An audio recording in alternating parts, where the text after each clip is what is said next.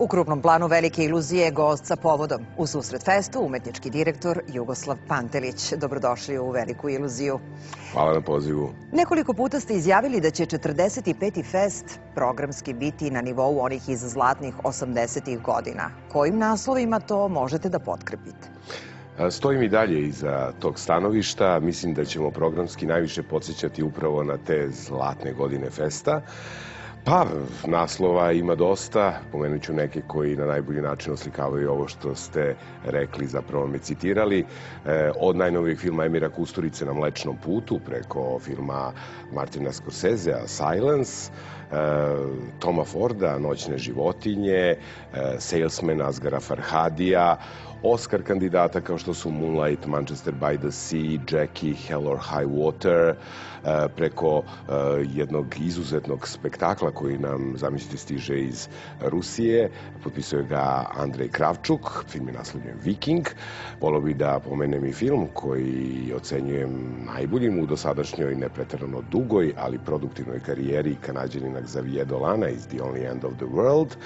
Ali isto tako mislim da će publika biti više nego zadovoljna najnovijim učincima reditelja kao što su Andrej Končalovski, u pitanju je njegov najnoviji film Raj, ili možda miljenik festove publike, francuski reditelj François Ozon, koji nam se predstavlja, pa neću pogrešiti ako kažem, možda njegovim najzrelijim ostvarenjem do sada, filmom Franc. Naravno, mnogo je naslova koje bih voleo da pomenem u ovom trenutku, ali onaj koji svakako ne bih voleo da propustim jeste najnoviji film Angalija, koji ima jednu disproporciju između kvaliteta koji nudi taj film i medijske zastupljenosti, pre svega u zapadnim medijima, ali kada publika bude pogledala ovaj film koji je sniman u kinesko-engleskoj koprodukciji, shvatit će zbog čega je to tako. Današnju publiku ne zadovoljavaju samo naslovi koji su obeležili prošlogodišnje festivale u svetu. Već u Beogradu žele da vide i najnovije naslove koji još nisu ušli u svetsku distribuciju,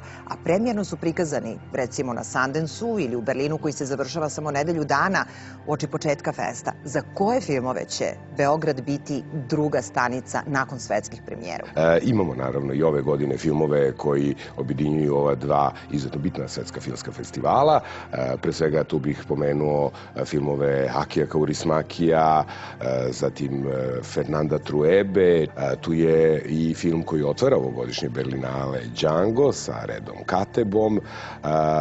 Skrenuo bi pažnju publike na jedan film koji će objediniti i Sundance i Berlin i Fest, to je Viceroy's House, tako da. Fest je već treću godinu takmičarski festival. Ko se ove godine takmiči za beogradskog pobednika i ko po vama ima najozbiljnije šanse da nakon dosadašnjih laureata, Jordanskog Vuka i američkog Dnevnika jedne tinejdžerke, ponese nagradu iz Beograda?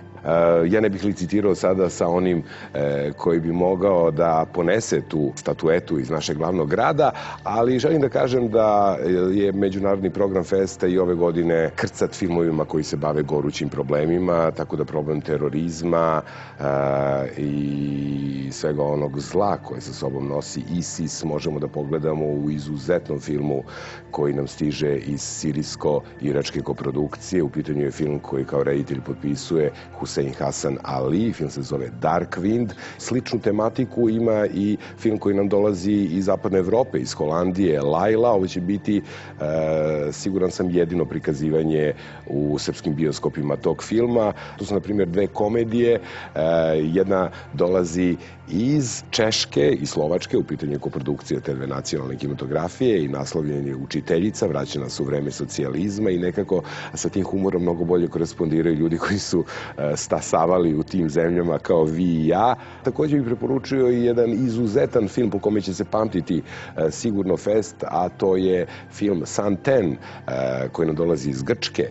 Njegov reditelj Argiris Panimitropoulos je snimio film koji će objediniti ujediniti i kritiku i publiku, a takvih je na sreću dosta na celom festu, pa i u međunarodnom takmičarskom programu. Iz Rusije stižu Mučenik ili Učenik, reditelja Kirila Serebernikova, i najnoviji film našeg prošlogodišnjeg predsednika žirija Pavela Lungina, Pikova dama, a iz Hrvatske takođe imamo dva filma.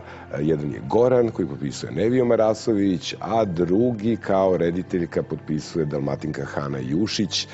U pitanju je jedan film koji zaista mislim da će naići na velike pohvale kritike u Beogradu, kao i svuda u svetu da je sada prikazan. Film je naslovljen Ne gledaj mi u pijat. Pored dobrih filmova koji se nekako očekuju na festu, šta je to dešavanja po kojima će 45. fest ostati upamćen?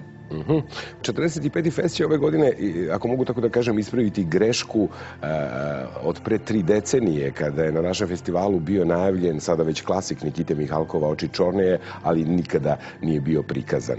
Jugoslovenska kinoteka uradila restauraciju filma Beograd, prestonica Kraljevine Jugoslavije iz 1932. godine i taj će film svoju ponovnu premijeru beogradsku imati na ovogodišnjem festu. U okviru našeg programa Fest Klasik prikazat ćemo i potpuno novo izrađenu kopiju klasika Aleksandra Saše Petrovića Skupljači perja, zapravo 50 godina od premijernog prikazivanja i sjajnog predstavljanja i nagrade na Kanskom festivalu dovoljni je razlog da se ovdašnja publika ponovo susretne, ali ovoga puta sa novo izrađenom kopijom klasika Saše Petrovića.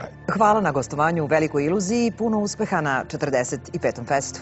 Hvala i vama, Sandra, hvala i vašoj televiziji što smo ponovo zajedno i u ovom izdanju Beogradskog međunarodnog filmskog festivala.